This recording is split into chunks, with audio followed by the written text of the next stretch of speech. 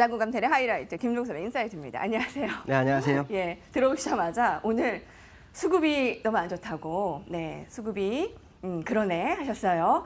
자, 그리고 왜 안 갈까? 오늘 이렇게 분위기도 남북이 만나고 좋은데 저한테 질문을 주시면 어떡합니까? 답을 주셔야죠. 예. 사실은 그 미국에서 오늘 아침에 뉴스가 하나 나왔죠. 2천억 불 관세 부과. 이게 이제 시장을 약간 흔들면서 시작했어요. 그래서 하락했던 것을 이제 낙폭을 줄였기 때문에 이거를 보면 이제 반등이다라고 봐야 되겠죠. 근데 전 세계적으로 일단 국내적으로 화해 무드가 있는데도 불구하고 시장이 영향을 받지 않고 있는 것으로 좀 해석해야 될 것 같고, 수급적으로 이제 외국인과 기관이 매수를 좀 해줘야 되는데 멈춰서 있죠. 어쨌든 중요한 것은 뭐냐면 시장의 모습이 긍정적으로 가야 될 분위기에서 그렇지 못한 것은 사실이다라는 생각을 한 번쯤 해봐야 될 것 같습니다. 자, 첫 번째 이슈 보도록 하죠. 첫 번째 이슈는 2천억 불 관세가 개시가 됩니다. 24일부터 진행이 되죠. 이 2천억 불이면 지난번에 약 500억 불을 진행했으니까 2,500억 불이 되죠. 그러면 중국에서 수입하는 물품이 정확히 한 5천억 불 정도 되니까 절반 정도가 이제 관세가 됩니다. 관세 비율은 시장에서는 원래 25% 예상했는데 이제 10%로 책정이 됐죠. 그리고 연말에 25% 가겠다. 이렇게 되면 이제 싸움을 하겠다라는 의지가 좀 있는데 시장이 예상 밖으로 폭락을 하거나 그러지 않은 상황이었다는 거죠. 중국도 어저께 이런 발언을 했어요. 미국도 고통을 좀 받아봐야 된다. 뭐 이런 얘기를 하고 있는데 본격적인 무역 분쟁일까? 뭐 이런 생각을 많이 하는데요. 사실 이게 미국한테 정말 이익일까에 대해서는 정말 생각을 해봐야 됩니다.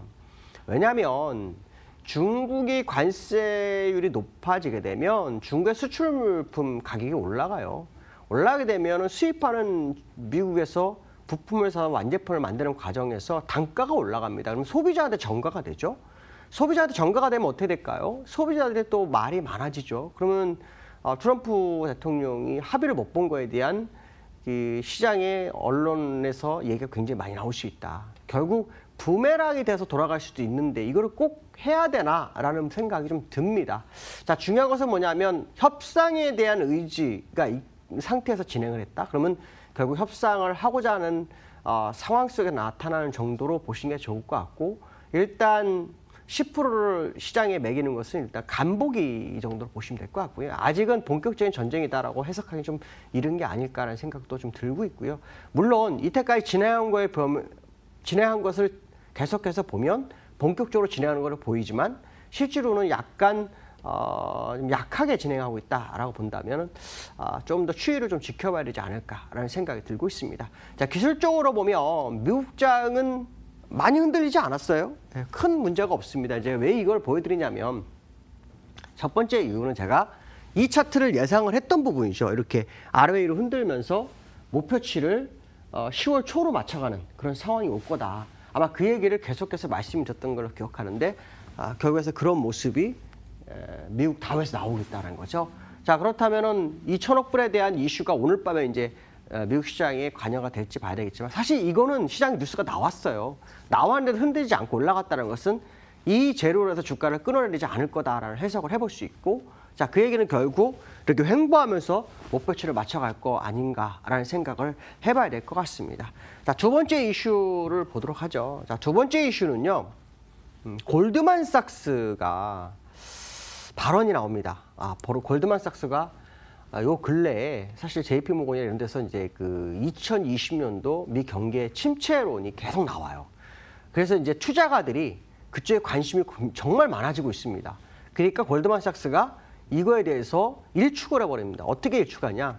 2020년도까지 2020년도에 침체 올 거에 대한 확률은 36% 정도에 불과하다. 우리는 좀 더 유연한 대응을 생각한다. 뭐 이런 발언을 하고 있습니다. 자, 이거를 가지고 이제 우리는 어떤 해석을 해야 되나요? 골드만삭스가 그 얘기했으니까 아닐까? 이게 아니라 미국에서는 정말 그게 화두가 되고 있는 겁니다. 제가 요 근래 아마 이 얘기 굉장히 많이 들었을 거예요. 내년도, 내후년도.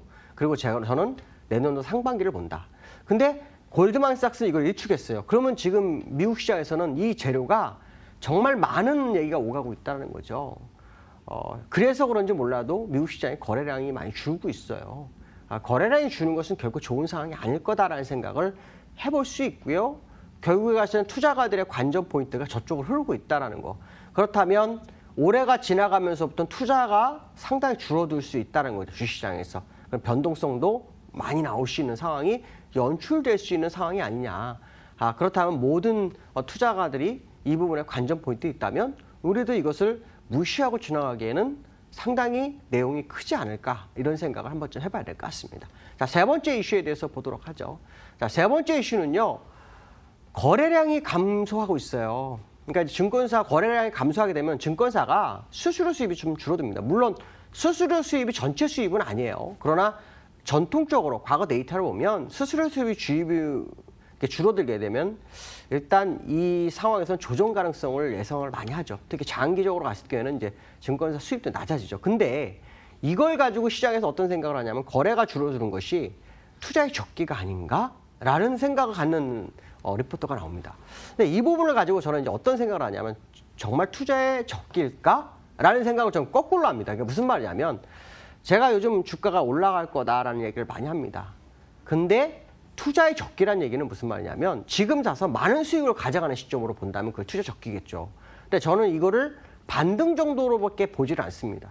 아마 제가 말씀드렸는지 모르겠지만 저는 사실 이 주가가 결국에서는 많이 빠질 거라고 보는 사람 중에 한 명입니다. 다만 빠지기 전에 가야 할 자리, 미국이나 우리나라나 중국이나 가야 할 자리가 있는데 그걸 못 갔기 때문에 이제 상방을 외쳐주고 있는 거거든요. 미국 같은 경우는 전고점, 우리나라 같은 경우는 2,470 정도. 그러니까 이런 부분을 본다면 투자의 적기로 해석하기보다는 반등 쪽에 무게를 실는 게 낫죠. 왜냐하면 투자의 적기면 사실 투자는 몰빵이 돼야 되는 거거든요. 근데 반등의 시점이라는 것은 어느 정도 현금화를 주고 해서 일부 투자해서 이익을 봐야 되는 그런 상황이다는 거죠. 그러니까 해석이 완전히 다른 겁니다. 그러니까 저는 투자의 적기로 해석은 안 합니다. 반등에 충분한 이익을 가져가는 그런 자리가 아닌가 이런 생각이 들고 있고요. 기술적으로 코스닥은 정말 좋게 보입니다.